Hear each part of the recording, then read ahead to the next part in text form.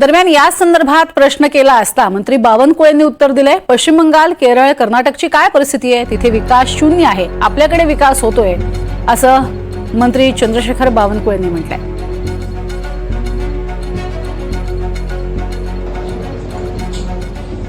आता हे आम्ही सांगितलं तर विरोधक आरोप करतात म्हटलं जाईल.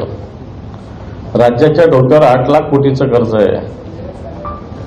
राज्याची आर्थिक स्थिती 6व्या क्रमांकावर गेलेली, 4थ्याच्या 6व्या क्रमांकावर गेलेली आहे. दावोसला अग्रीमेंट झाले ते भारतातलेच लोकांचं अग्रीमेंट दावोसला जाऊन केलं गेलेलं आहे.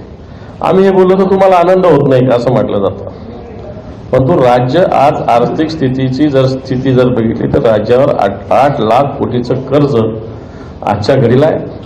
कारण मागच्या काळामध्ये या राज्याची नुसतं ओरबाडण्याचं काम सरकारने केलेलं आहे. त्या पद्धतीने नीती आयोगामध्ये काही बाबी आल्या आहेत.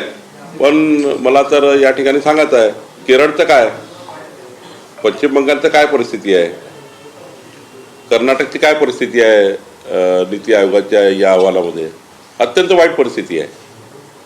डेव्हलपमेंट शून्य आहे कर्नाटकमध्ये, डेव्हलपमेंट शून्य आहे केरळमध्ये, पश्चिम बंगालमध्ये तुम्ही बघितलं असाल त्या नीती आयोगाच्या रिपोर्टमध्ये काय म्हटलं आहे. त्यामुळे झिरो डेव्हलपमेंट करताही अशी परिस्थिती आहे. महाराष्ट्र तर 1 लाख पटीने पुढे आहे या डेव्हलपमेंट.